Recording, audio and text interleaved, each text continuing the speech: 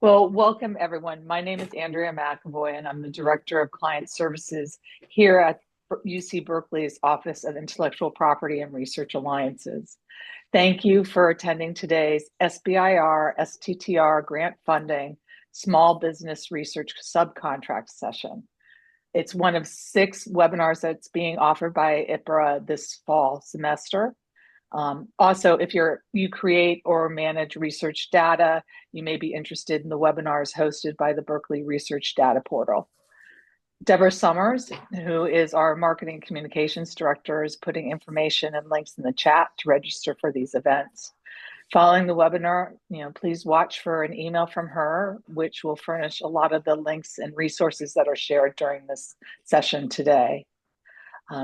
So today we had the pleasure of hearing from Kate Lewis, who's the Associate Director of IPIRA's Industry Alliance Office. Also, I believe is joining us today is Lale Shayeste, Director of Intellectual Property and Administration. Feel free to type your questions into the chat as we go along or unmute yourself during the Q&A. This session is being recorded and will be available on IPIRA's YouTube channel within the next few days. If you have a question or a topic that you'd like to remain confidential, please wait until we stop the recording to ask them. A brief survey will then appear when the session is over. We appreciate your completing it. Your doing so allows us to identify new webinar topics. To get us started, I'm going to post a short survey. Your answering will help us understand who's here and your level of engagement with Berkeley. So let me kick that off.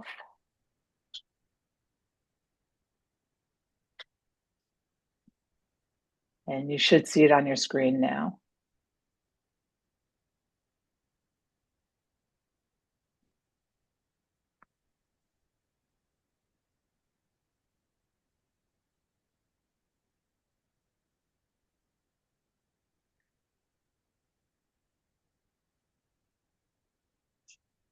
Well, we appreciate your completing those questions, and I will end the poll now. And Kate, the floor is yours. Awesome. Thank you. I actually didn't get to see the results of that because I think my co-hostness went away when we restart the Zoom. But we can get started in the meantime, and if you can put it up. I'll share that with you. Awesome. Thanks. Hi, everyone. Welcome. Today, we're going to talk about small business innovation research grants and small business tech transfer grants. I am Kate Lewis. I am an associate director in the Industry Alliances office, and we're part of the Intellectual Property and Industry Research Alliances. We work together between us, Industry Alliances, and our Office of Technology Licensing to put together contractual relationships. For IAO is on the sponsored research side, for OTL is on the commercial licensing side, to enable innovative research partnerships with for-profit industries. So we're going to get started by talking a little bit about the SBIR STTR program, how we work with it at Berkeley, and then kind of what the current state of things are. So just briefly, the SBIR, it's the Small Business Innovation Research, and STTR is the Small Business Technology Transfer. So we're going to use the short terms throughout this talk. So SBIR and STTR. These are highly competitive programs. They encourage domestic small businesses, so U.S. small businesses, to engage in federally funded research and also research and development with the potential for commercialization. The mission of this SBIR STTR program is to support scientific excellence and technological innovation through the investment of federal research dollars in critical American priorities. And this is really intended to build a strong national economy. It's structured into 3 phases. This has updated a little bit. We'll talk about that later, but briefly, the objective of phase 1, it's really to establish the technical merit of the science that you're researching, the feasibility of your project, and the commercialization potential of that research. And it's also, I mean, really, this is also to determine the quality of performance of the team of the small business prior to moving into a phase 2. So they really are looking at the team as well as the technology. These are generally in the $50,000 to $305,000 range. They're typically 6 months to a year, depending on the program. Phase 2, the objective is to continue those R&D efforts that you have initiated in phase 1. Funding generally is based on the results that you've achieved in phase 1, the scientific and technical merit, and the commercial potential. And typically only phase 1 awardees are eligible for phase 2 awards, and they're generally in the realm of about $750K up to 1.2 million or more for 2 years. Importantly, there are some agencies that have phase 1, phase 2 fast track options, and then so that this is generally how it works, but there are some nuances within it. There is a phase 3 right now. It's not funded by the SBIR STTR program. These generally are defense for defense related programs, and when they get to that phase 3, they're really transitioning to become defense contractors. So federal agencies with extramural research and development, so R&D dollars that exceed 100 million, they are required to allocate 3.2%, and this is since FY 2017, of that extramural budget to fund small businesses through the SBIR program. And federal agencies with budgets that exceed $1 billion are required to reserve 0.45%, that's since FY 2016, to support the STTR program. Currently, 11 federal agencies participate in SBIR, and 5 of those also participate in STTR. So, as we all know, we're experiencing a government shutdown right now.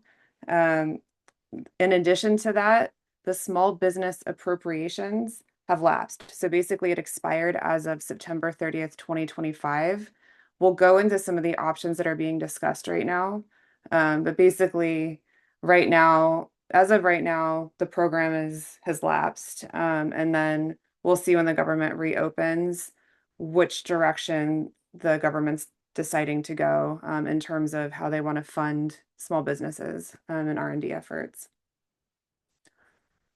So in order to be eligible for an SBIR or an STTR opportunity, you have to be an organized for-profit, and the place of business has to be the United States. So that means that university PIs cannot be the primary applicant, and we'll talk about that in a little bit. It has to be a for-profit company. It has to be more than 50% owned and controlled by one or more individuals who are citizens or permanent residents. And there can be no more than 500 employees. So it has to be a small business under 500 employees, more than 50% US owned, and for-profit within the United States. In addition, for faculty or for PIs of small businesses or of SBIR and STTR grants, more than 50% of their salary has to be paid by the small business during the term of the SBIR or STTR grant or contract. So what that means is, for a university, if a faculty member wants to take leave of absence to go start a company, they have to have at least 50% of their salary being paid by the small business. What that means for their university, so say they're doing it part-time, is they can have no more than 50% salary somewhere else. That's important. In addition, the scoring criteria, when they're looking at what they want to fund, they're looking at significance, innovation. They're looking at the team. We talked about that also, environment and approach. Central to the SBIR and STTR program is this idea of advanced R&D and supporting research that has potential for commercialization. And so in terms of what would qualify, the agencies are really looking for your R&D to have commercial applications. There's some key differences between the SBIR and STTR program. With the STTR program, there is a required partnership between the small business and a nonprofit research institution. That can be a university and that can be another nonprofit. The STTR program also requires the small business to formally collaborate on both phase 1 and phase 2. And the STTR's most important role is to bridge the gap between the performance of basic science in the lab and commercialization of resulting inventions. When universities are working with small businesses under the STTR program, we are required to sign an allocation of rights agreement or an intellectual property agreement before we begin work that talks about that basically covers disposition of intellectual property that's developed during the SBIR or sorry STTR funding. For SBIRs, they are permitted to work with universities, but it's not required. It can help to strengthen the program, strengthen the proposal and make it more likely for funding, but it's not something that the government requires. Okay, so let's talk a little bit about how UC Berkeley has worked with SBIRs and STTRs. So here we have a list of SBIR and STTR companies. You can see all of the companies that have been affiliated with UC Berkeley that have received funding through this model. In terms of your own company or your interest in having an SBIR or STTR grant, we recommend going to our Begin website. It's a great way to find entrepreneurship, startup communities, and a lot of resources. If you're looking for a list of companies that have funded or that have commercialized Berkeley IP and that have received SBIR, STTR grants, we have a list there on our website as well.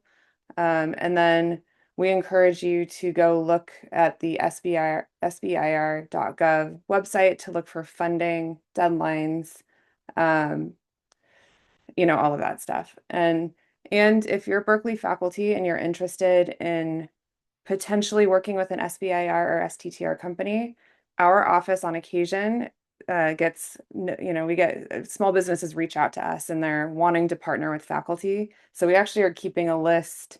And so if you want to be added to that list, we would just ask that you have your name, your email address, and you can send us an email, so we'll have that. But also, if you have any keywords or research interest areas, then we can add that to our spreadsheet. And if there's a match, then we can notify you. And then you can make a decision on how you want to move forward, if you wanted to work with that company or not.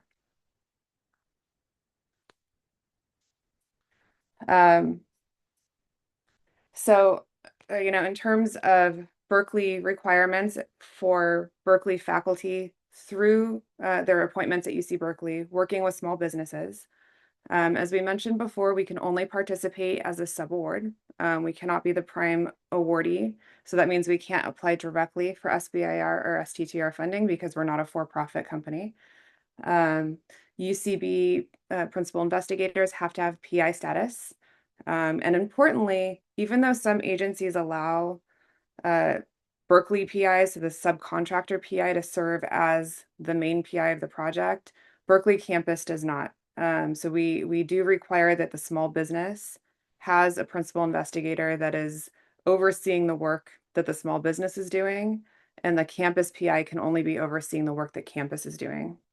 We really would like to see the campus work to be well defined. So if there's a broader scope of what the project is, what is it specifically that Berkeley campus is doing?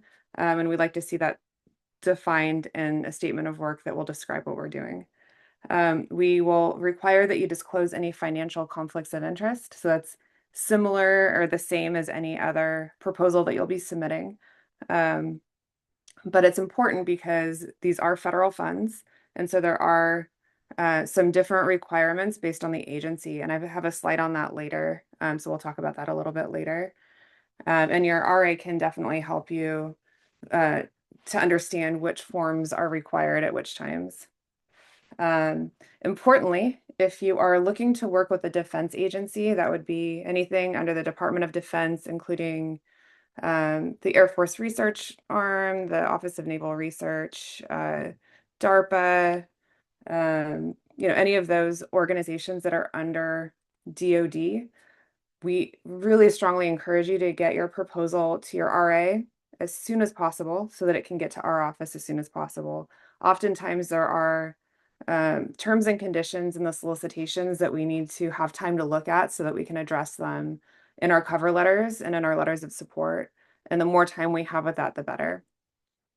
And then finally, let us know if there's been any intellectual property that's been licensed from your lab, specifically to that small business, but also let us know if there's any background intellectual property that may be important for the work that you're doing under this SBIR STTR grant. I just have this up just to remind everyone. So we do consider these to be grants, proposals, and then awards. So these would follow the same grant life cycle as any other project or proposal that you're submitting. So, starting in step 3, you're developing the proposal. You'll work with your BRS research administrator to submit the proposal in Phoebe.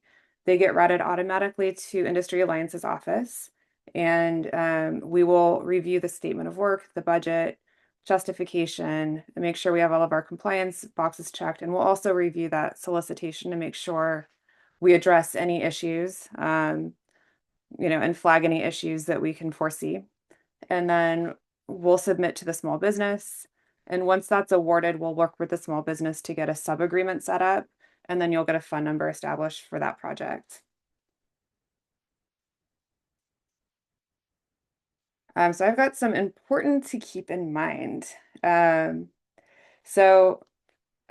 get this question a lot. So what kind of indirect costs do we charge on SBIR and STTR grants? And is there any way to give them a discount, or is there any way to lower that IDC rate? So unfortunately, we cannot adjust our indirect cost rate. So these are federal awards, these are federal funds, and they're subject to our federally negotiated indirect cost rate. So that means for research, we're looking at 60.5 of the modified total direct costs. And if it's on campus, off campus, all of those rules would still apply. In terms of signing agreements, oftentimes a small business will send you forms. It might be that allocation of rights agreement, the intellectual property agreement, or they'll send you an agreement to sign. Please don't sign anything. Please send it to your RA or send it to us right away when you receive those, and then we can work to negotiate those, review them, and then the official signing officials on campus will be the ones who sign those agreements. Under UC's patent policy, what are your obligations? We actually have a full course on this as well that's taught by Lale, so I encourage you to check that out. But in terms of our patent policy, you are required as an employee to assign to the university any intellectual property that you're developing through the use of your labs and university facilities, the use of university funding. That includes extramural funding like contracts and grants, including SBIR, STTRs, and that's made in the performance of your duties of your employment. And so what that means is sometimes small businesses will ask, well, can't you just assign the IP to us or something like that? And the answer is no, your obligation of assignment is to assign to the university. And then we put into our agreements that the small business will have a right to negotiate a license. Many of these small businesses are inexperienced, they might be new, they might have 2 employees. Some of them that we work with have done a lot of SBIRs and STTRs and have worked with a lot of universities. But I'd say more than half, probably well over half, really are new at this, and they don't have as much experience with any of these things. They don't know about intellectual property. They don't understand how to work with universities. They don't understand, some of the basics of federal terms and conditions. So oftentimes, and we see this a lot with the defense contracts that I was talking about earlier, where they'll just sign, but not really understand what the terms are. And so when it comes to the subcontracting process, and the universities reviewing those terms, we're like, oh, wow, we can't accept these because they impede our academic freedom. And we'll talk about those terms specifically in another slide. But the companies don't really understand that, and maybe they're not even reviewing them or reading them thoroughly. And then, sometimes companies also are going to want things that we can't offer. We talked about ownership of intellectual property, but they may also want grant writing support. They may want us to take over the contracting relationship with the federal agency for them. They may want business support or consultation. What we can do is if it's a Berkeley startup or a Berkeley small business, we can connect them with our local resources, but these aren't things that the Industry Alliances office would be able to help with. And I just want to note that these SBIR, STTRs can be, much different from some of our regular industry contract negotiations just because of the inexperience, the size of the companies, and all of that.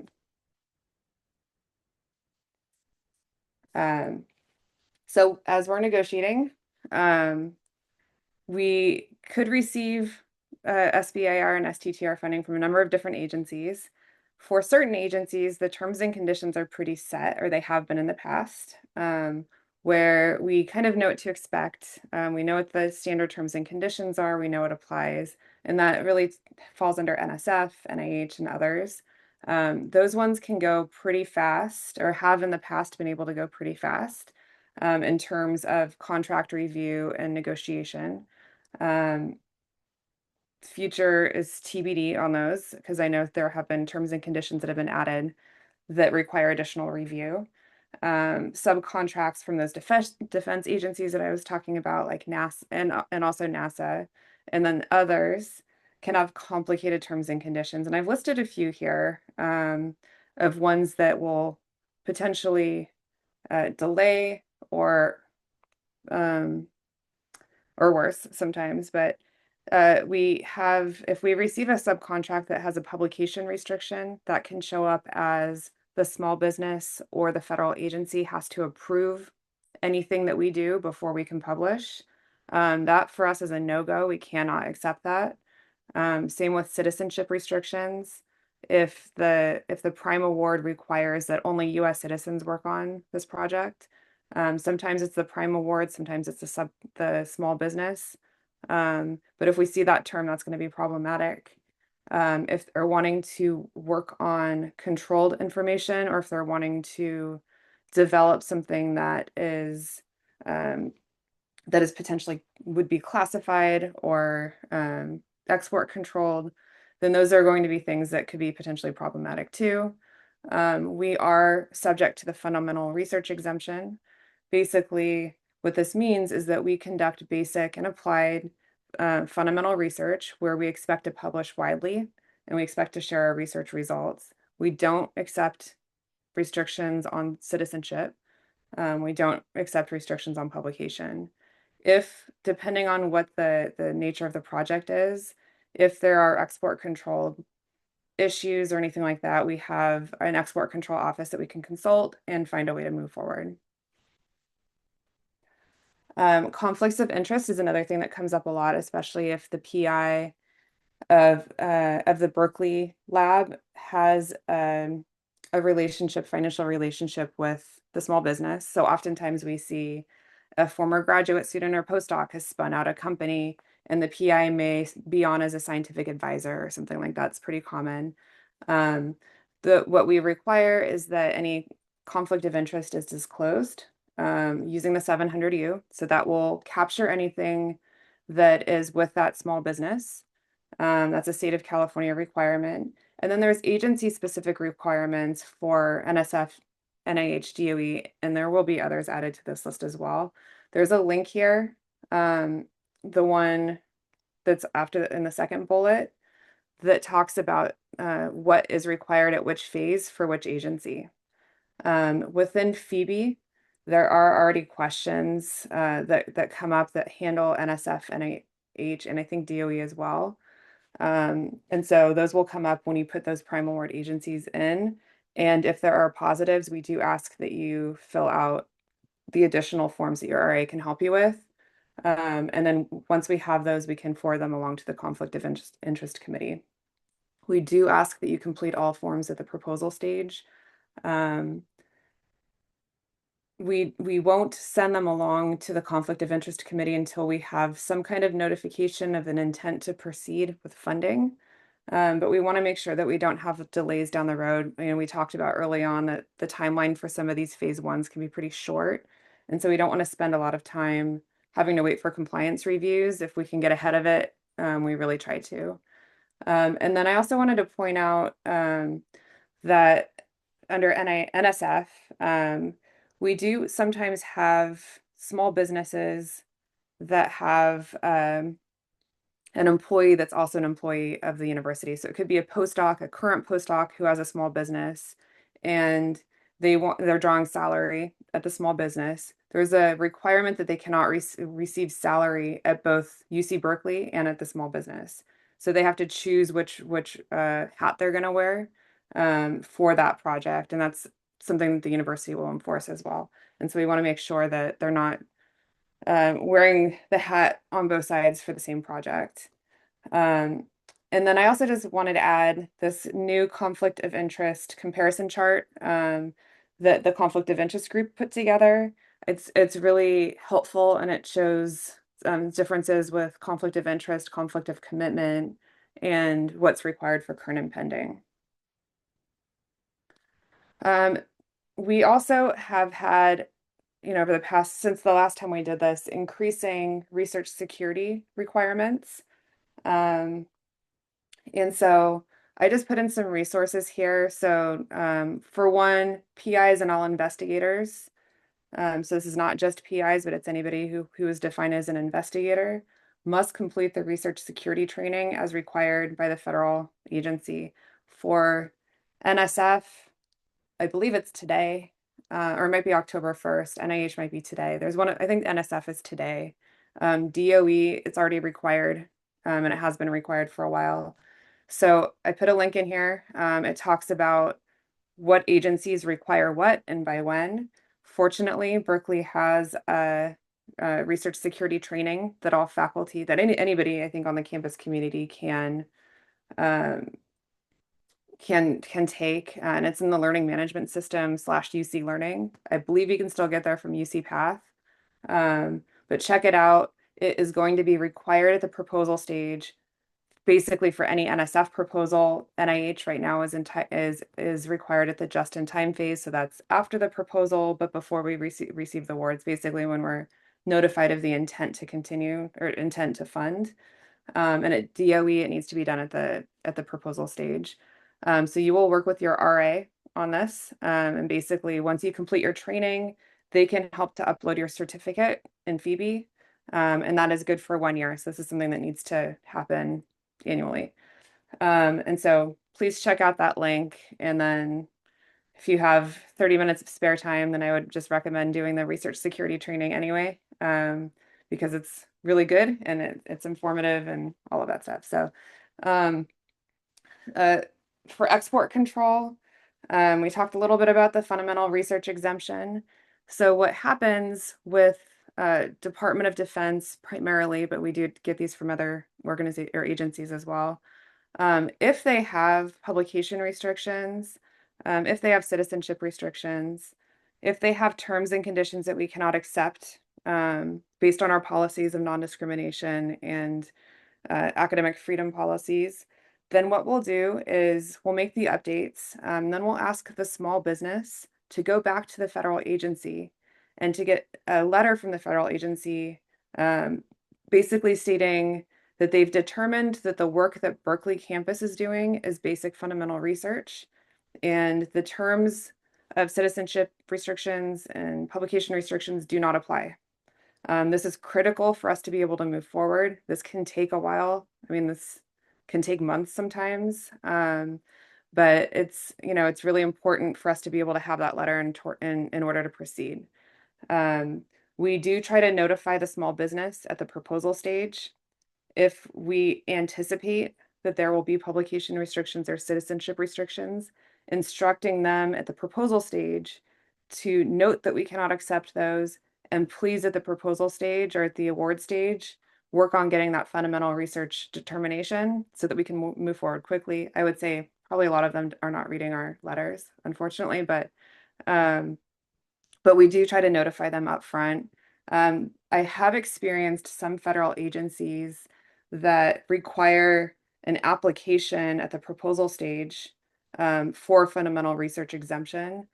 And so that's another reason why we want to see these early so that we can look through the solicitation. And if there's some kind of requirement like that, we can address it right away. And these are things that the small business will have to do on our behalf because they have the privative contract with the federal agency. And then if you are anticipating export control issues, then we also want to get ahead of those. And so you can contact our office. We'll be in discussions with you at the proposal stage anyway, but also we want to loop in our export control office just to make sure that we have, if we need licenses or if we need something, a technology control plan or something like that, that we can get that in place before we are at the award stage. Okay, so we are here to help. So we're here to help in many different ways, but one of them, we can meet with companies with you. And so what that means is if there's a small business that has approached you and they are interested in potentially working with you and want to have a call with you, but have questions about how we handle intellectual property or just questions in general about the university, our IAO staff are happy to get on a call with you and the small business. We are actually happy to get on call with you and any company you're working with to help answer questions up front. And I know OTL, while on the call, they are too, and we're all really happy to help answer questions so that there's not, to try to make negotiations later down the road a bit easier.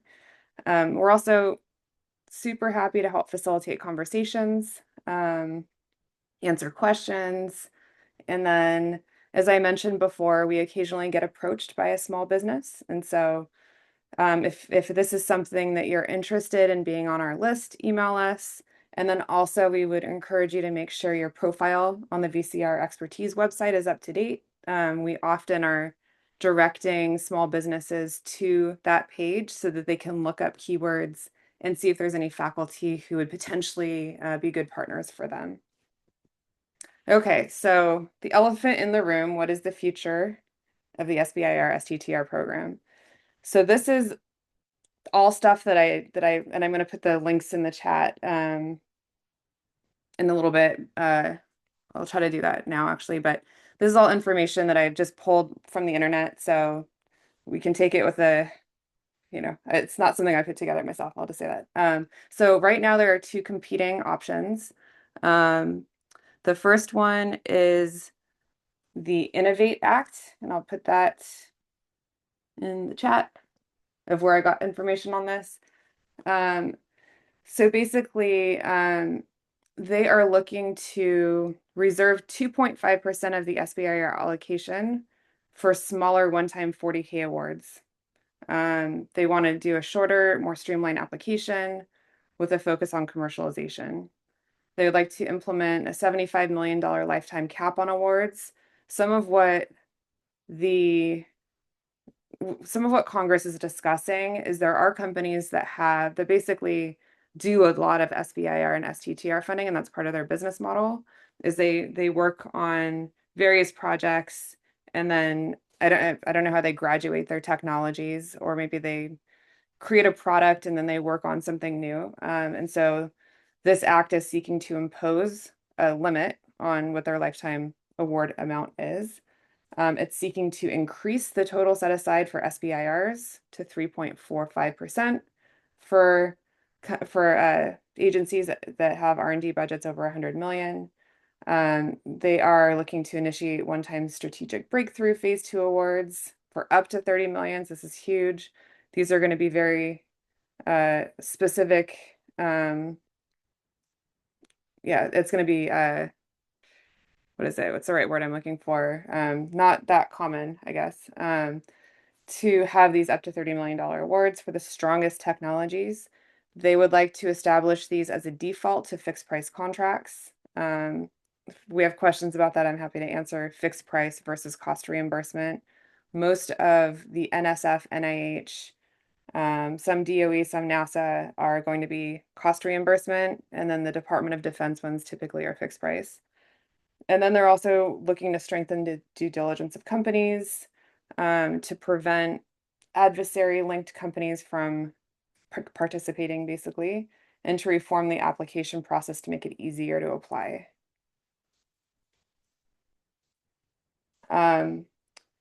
They are also, oh, I have some of the same repeats, sorry. So the second piece is of increasing SBIR is they're decreasing the share for STTR from 0.45% to 0.2%. So they're really trying to cut that more than in half. The STTR research right now has to be at least 30%, and the small business has to do at least 40%, and they're looking to decrease that to 20% required, and 50% maximum allowed for the university or research partner. And then they also are looking to build that phase 3 for Department of Defense funded awards so that they can move into the defense market. Sorry, I messed up on my slides. Okay, so then here's the other option that's being discussed is to reauthorize the SBIR program with some updates. So let me find this link. I will put it in the chat. And so this is looking to reauthorize both programs permanently, eliminating the need for this periodic reauthorization. And then, as we're experiencing right now, the lapse in funding for this. They're looking to increase the budget allocations for both SBIRs and STTRs. For SBIRs, that would be up to 7%, or that would be 7%, and then 1% for STTRs, and that's up from 3.25 and 0.45 for STTRs. Agencies would be allowed 7 years to implement this. There would be no limits on the number of awards a small business can receive, and there would be an emphasis on awards that should emphasize that awards should be made on merit-based competition. Other things that are not part of this reauthorization of SBIR program is there is still talk of possible indirect cost caps, and this is 15% that we've seen from agencies, and how we've talked a lot at UC Berkeley of how it would affect the university, but this is also directed at the agents or the SBIR and STTR small businesses, and then also focusing on administration priorities.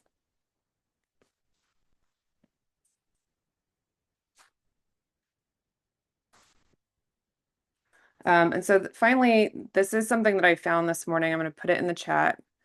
And I'm going to put in this other, just for people who are interested in what the future looks like. These are some of the things I was looking at this morning.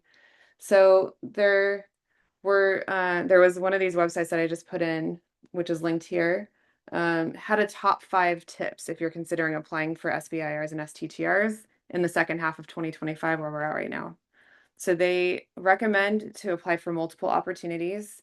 Most agencies do not want you to submit the same proposal to different agencies, so you should not do that still, but consider applying to different opportunities with different scopes of work.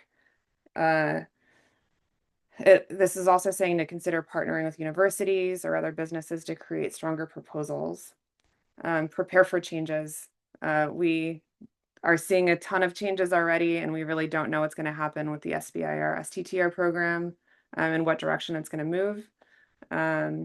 We also, in the second bullet point, we also know that administration priorities include strategic goals like national security, US-based manufacturing, et cetera. So if those are areas of interest or areas that you're working in, consider your applications in those areas. Plan your budget carefully. I think with the federal shutdown and limiting drawdowns, we know the university is affected, but small businesses are also affected. And so they're really looking to say, monitor your budget carefully, make sure you have sufficient money to continue your R&D efforts, and try to make your budgets lean, basically try to spread your costs further. Number 4, be prepared for additional pre-award screening. So we are already seeing this. So there's a scientific review that happens.